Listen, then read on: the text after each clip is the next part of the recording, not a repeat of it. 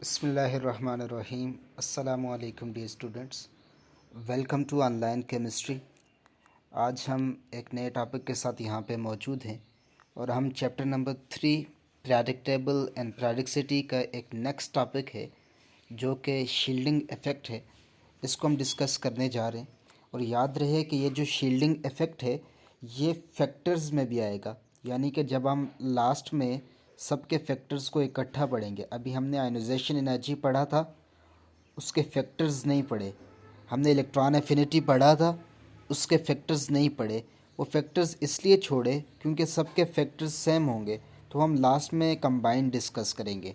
Shielding effect ये ख़ुद बज़ात खुद एक टॉपिक भी है और तमाम के फैक्टर्स में भी आएगा, तो आप इसको अच्छे तरीके से समझ लें ताकि आपके लिए चैप्टर आसान हो जाए। शील्डिंग इफ़ेक्ट क्या होता है? शील्डिंग इफ़ेक्ट होता है, इसको मैं अगर डिफ़ाइन करूं तो shielding effect is the reduction of attractive force. Reduction of attractive force का मतलब क्या है? ये जो ब्लैक कलर में आपको नज़र आ रहा है ये क्या है? हमारे पास न्यूक्लियस होता है, ठीक है। ये जो ब्लैक कलर में ये न्यूक्लियस है और ये फोर्स लगा रहा है अपने तमाम इस एरिया के ऊपर। ये जो एरिया आपको नज़र आ रहा है ना, ये एरिया के अंदर शेल्स होंगे, इसके ऊपर फोर्स लगा रहा है। मैं डेफिनेशन मुकम्मल कर लूँ। The shielding effect is the reduction of attractive force between the nucleus, और आगे लिखा हुआ है पॉजिटिव चार्ज। आपने चैप्टर नंबर 2 के अंदर पढ़ा था कि न्यूक्लियस के ऊपर कौन सा चार्ज होता है? पॉजिटिव चार्ज होता है। और उस पॉजिटिव चार्ज की वजह क्या होती है? क्योंकि यहाँ पे मौजूद होते हैं प्रोटॉन्स और न्यूट्रॉन्स मौजूद होते हैं। प्रोटॉन्स पे पॉजिटिव चार्ज होता है जबकि न्यूट्रॉन्स पे कोई चार्ज नहीं होता। तो इस ब्लैक कलर वाला जो न्यूक्लियस आपको यहाँ पे दिखाई दे रहा है, इस पे चार्ज कौन सा हो जाएगा? Positive. And its outer electron negative sign. Electrons पे कौन सा साइन होता है? नेगेटिव साइन होता है।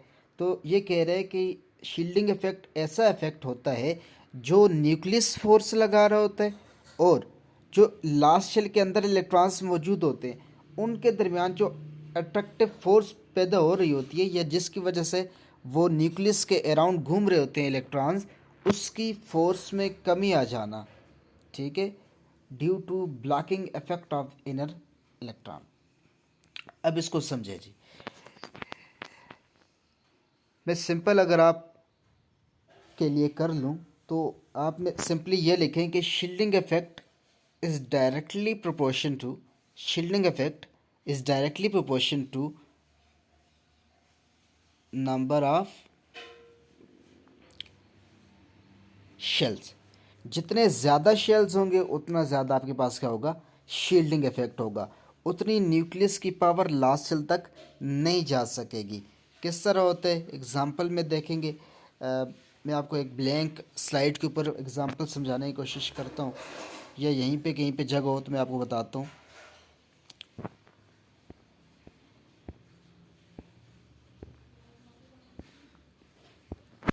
यहाँ पे देखें, यहाँ पे आपको एक देखें एक बंदा नज़र आ रहा होगा, इसके हाथ में कुल्हाड़ा पकड़ा हुआ है और ये इसके हाथ में शील्ड है। जैसे आजकल ड्रामाज भी चल रहे हैं तरक्की के, तो उस पर भी आपको ये चीज़ें दिखाई जा रही होती है। एक तलवार होती है और एक ढाल होती है। तो ढाल किस लिए होती है? वो शील्ड शील्ड इसलिए होती है ताकि दूसरे बंदे का वार से, दूसरे बंदा जो तलवार का वार लगा रहे उससे बच सके। शील्ड उसको बोलते हैं, प्रोटेक्शन को बोलते हैं, ठीक है। अब वो शील्ड आपको प्रोटेक्ट कर रही होती है किसके? किसी और बंदे की तलवार से। लेकिन अब इसको केमिस्ट्री के साथ जब हम लिंक करेंगे तो उसमें हम कैसे बोलेंगे? देखें, मैं यहाँ पे ड्रा करने की कोशिश कर रहा हूँ। ये आपके पास न्यूक्लियस आ गया, ठीक है। ये इसका पहला शेल आ गया, ये इसका दूसरा शेल आ गया, ये इसका लेट्स सपोज तीसरा और आखिरी शेल आ गया। अब न्यूक्लियस के ऊपर पॉजिटिव चार्ज है और यहाँ पे जो इलेक्ट्रॉन्स घूम फिर रहे हैं उनके ऊपर कौन सा चार्ज है? उनके ऊपर नेगेटिव चार्ज है। अब इस पॉजिटिव और नेगेटिव के दरमियान क्या है? फोर्स ऑफ अट्रैक्शन है।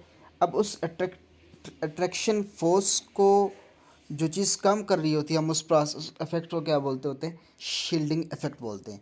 स्टार्ट में मैंने कहा कि शील्डिंग इफेक्ट जो है वो डायरेक्टली प्रोपोर्शनल है नंबर ऑफ शेल्स के ऊपर। ऐसा क्यों है? जितने ज़्यादा शेल्स होते जाएंगे उतने रास्ते में ज़्यादा इलेक्ट्रॉन्स जाएंगे। देखें, न्यूक्लियस की सबसे ज़्यादा फोर्स किस पे लगेगी? सबसे ज़्यादा फोर्स उसके जो पास होगा, यानी कि पहले शेल के ऊपर सबसे ज़्यादा फोर्स लगेगी। फिर उसके बाद सेकंड वाले के ऊपर फोर्स लगेगी, लेकिन सेकंड वाले की फोर्स को कौन सा शेल फोर्स रोकने की कोशिश करेगा? ये वाला। यानी कि जो पहला शेल है जिसको आप के शेल बोलते हो, के शेल रोकेगा कि उसकी जो जो न्यूक्लियस का होल्ड है वो अब पीछे वाला जो के बाद एल वाला शेल है उस तक न पहुंच सके। फिर उसके बाद न्यूक्लियस की फोर्स पहुंचेगी तीसरे शेल तक। लेकिन अब तीसरे शेल तक पहुंचने में क्या होगा कि रास्ते में आने वाले ये दोनों जो हैं, के शेल और एल शेल, ये दोनों रुकावट बनेंगे, ये प्रोटेक्शन करेंगे। ये न्यूक्लियस की फ़ोर्स को उसी तरह जैसे न्यूक्लियस की फ़ोर्स पहले शेल पे लग रही है उस तरह की फ़ोर्स वो लास्ट वाले शेल पर नहीं लगने देंगे। उसकी वजह ये होती है कि रास्ते में ये जो आपको शेल्स नज़र आ रहे हैं ये शेल प्रोटेक्शन काज करते हैं, न्यूक्लियस की फ़ोर्स को लास्ट तक नहीं जाने देते। जब नहीं जाने देते तो फिर क्या होता है? फिर न्यूक्लियस का जो लास्ट वाला शेल है ना, अगर फोर्स नहीं जाने दे रहे, लेट्स सपोज ये पहला शेल था, ये दूसरा शेल था और ये तीसरा शेल था। जब न्यूक्लियस की फोर्स यहाँ तक इस लास्ट वाले शेल तक नहीं पहुँची जा सकती या कम जा रही है, तो यहाँ पे जो इलेक्ट्रॉन होगा वो क्या होगा? लूजली बाउंडेड होगा। वो आसानी उसको आप निकाल सकोगे। आपने आयनाइजेशन एनर्जी पढ़ा, उसमें आपने कहा कि इलेक्ट्रॉन्स को रिमूव करना है, तो वो रिमूव किस वजह से होगा? जितना ज़्यादा एटॉमिक साइज़ होता था, हमने कहा था वो इलेक्ट्रॉन्स निकालना आसान होता है। तो निकालना क्यों आसान होता है? क्योंकि रास्ते में शील्डेड या शील्डिंग इफेक्ट होता है। शील्डिंग इफेक्ट का असर होता है जिसकी वजह से जो है लास्ट शेल तक न्यूक्लियस की फोर्स नहीं पहुंच रही होती। और इस केस में क्या होता है? फिर इलेक्ट्रॉन्स को निकालना आसान हो जाता है क्योंकि न्यूक्लियस ऐसा उसको कंट्रोल नहीं कर सकता। पीरियोडिक टेबल के अंदर ट्रेंड्स देख लेते हैं। एक छोटा सा ये टॉपिक है आपका। तो शील्डिंग इफेक्ट आपको यहाँ तक समझ आ गया कि इलेक्ट्रॉन्स के ऊपर नेगेटिव चार्ज होता है और प्रोटॉन्स के ऊपर पॉजिटिव चार्ज होता है। प्रोटॉन्स यानी कि न्यूक्लियस होता है, न्यूक्लियस अपने इलेक्ट्रॉन्स को खींच रहा होता है। यहाँ पे आपको दिखाया हुआ देखें, ये रेड कलर वाला जो है ये क्या है? शील्डिंग इलेक्ट्रॉन्स है। अब ये शील्डिंग इलेक्ट्रॉन्स जो हैं या शील्डिंग इलेक्ट्रॉन्स कहाँ पे मौजूद होंगे? शेल्स के अंदर है। तो ये लास्ट वाला शेल ये जो आपको दिखाई दे रहा है इस पर फोर्स नहीं पहुँचने दे रहा। जब फोर्स नहीं पहुंचेगी तो यहाँ पे मौजूद इलेक्ट्रॉन लूजली बाउंडेड होगा। ठीक है, जब लूजली बाउंडेड होगा तो इस केस में क्या होगा? लूजली बाउंडेड होगा तो इस केस में क्या होगा कि वहाँ से इलेक्ट्रॉन्स को निकालना आसान हो जाएगा। नेक्स्ट स्लाइड के ऊपर चलते हैं कि हम देखते हैं कि नेक्स्ट स्लाइड के ऊपर चलते हैं। अब ये आपको ट्रेंड बताएगा, सेम उस तरह के ट्रेंड हम देखेंगे जैसे पीरियोडिक टेबल के अंदर ट्रेंड्स होते हैं। अब ये क्रॉस द पीरियड आपको बताएगा कि अगर आप एक पीरियड के अंदर मूव करें, पीरियड आपको याद होना चाहिए कि अगर ये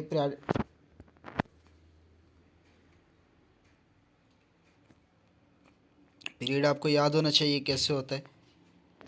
अगर मैं पीरियोडिक टेबल का स्केच यहाँ पे ड्रा करूँ, ऐसा स्केच था और यहाँ से इस तरफ को जब आप मूव करके जाते थे तो वो पीरियड होता था। टोटल कितने पीरियड्स होते थे? 7 पीरियड्स होते थे। तो अगर आप अक्रॉस द पीरियड मूव करेंगे तो शील्डिंग इफेक्ट के ऊपर कोई इफेक्ट नहीं पड़ता, वो सेम रहता है। क्यों? मैंने पहले कहा था कि शील्डिंग जो है, ये शील्डिंग इफेक्ट जो है वो डायरेक्टली प्रोपोर्शन किस चीज़ के? नंबर ऑफ़ शेल्स के। जब आप सेम पीरियड के अंदर मूव करोगे, अब देखो सोडियम मैग्नीशियम ये सारा सेम पीरियड है, सब ये तीसरा पीरियड है। ठीक है, तो जब आप सेम पीरियड के अंदर मूव करोगे तो नंबर ऑफ़ शेल्स ज़्यादा हो रहे?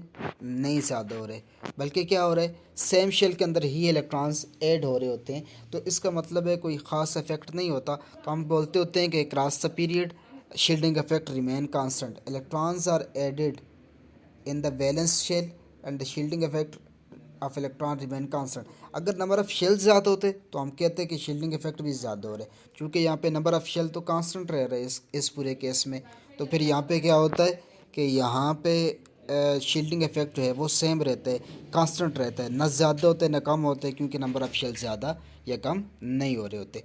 लेकिन अगर आप आ जाओ ग्रुप के केस में, तो ग्रुप के केस में ऐसा नहीं है। अब आप जब आप ग्रुप कैसे होते हैं प्रायोरिटी टेबल के अंदर, ग्रुप की अगर ये स्केच आ गया प्रायोरिटी टेबल का, अगर आप यहाँ टॉप से बॉटम की तरफ आओगे तो इसको ग्रुप्स बोलते हैं। तो ग्रुप्स के अंदर क्या होगा, जैसे जैसे आप देखें वन, यहाँ पे 1 से लेकर 7 तक पीरियड है, तो जैसे जैसे आप नीचे की तरफ आएंगे तो नंबर ऑफ़ शेल ज़्यादा होते जाएंगे।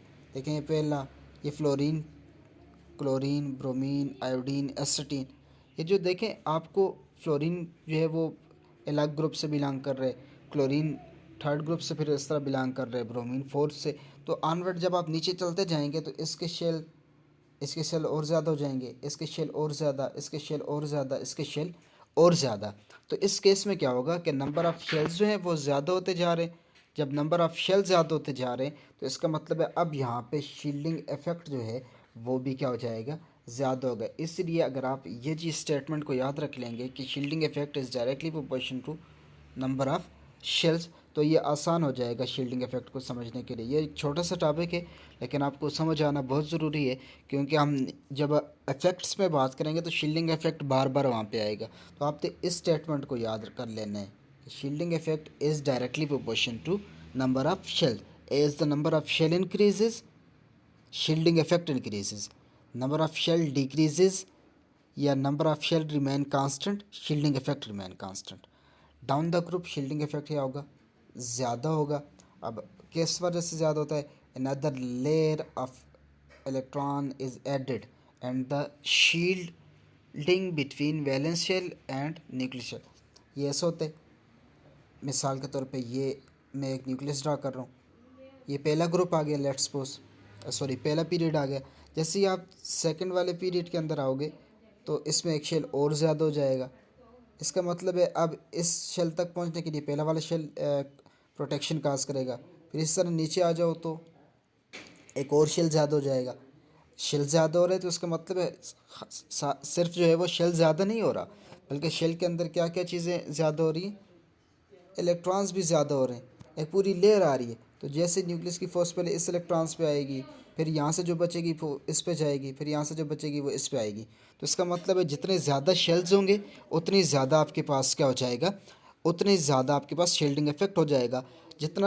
आप जितना एटॉमिक साइज़ ज़्यादा होगा ना उतना शील्डिंग इफेक्ट ज़्यादा होगा, और शील्डिंग इफेक्ट जब ज़्यादा होगा फिर वहाँ पे आयनाइजेशन एनर्जी भी कम होगी। ठीक है, जहाँ पे शील्डिंग इफेक्ट ज़्यादा होगा वहाँ पे आयनाइजेशन एनर्जी भी कम होगी और इलेक्ट्रॉन एफिनिटी भी कम होगी। नेक्स्ट एक टॉपिक आएगा इलेक्ट्रोनेगेटिविटी पढ़ेंगे, वो भी कम होगी। तो ये देख लें, टॉप से बॉटम आने पे जो है वो चूँकि एटॉमिक साइज़ ज़्यादा होता है, टॉप से बॉटम आने पे चूँकि एटॉमिक साइज़ ज़्यादा होता है, इस तरह अब देखें तो एटॉमिक साइज़ ज़्यादा हो रहा था।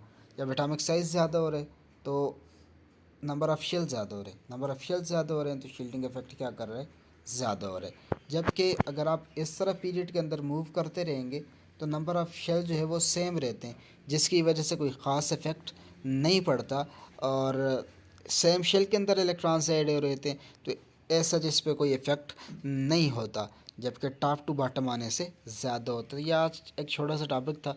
अगर आपको इसमें कोई इशू हो तो वो व्हाट्सएप ग्रुप के अंदर ज़रूर पूछा करें। होमवर्क आपको जो है वो व्हाट्सएप ग्रुप के अंदर ही शेयर किया जाएगा, तो वो आप नीट कापीज़ पे लिख लेंगे और फिर जब आपको दिन बताया जाएगा या फिर मुझे वो उसकी पिक्चर्स भी निकाल के आप सेंड कर सकते हैं, ताकि अगर कोई गलती वगैरह हो तो उसको भी पॉइंट आउट किया जा सके। Thanks for watching.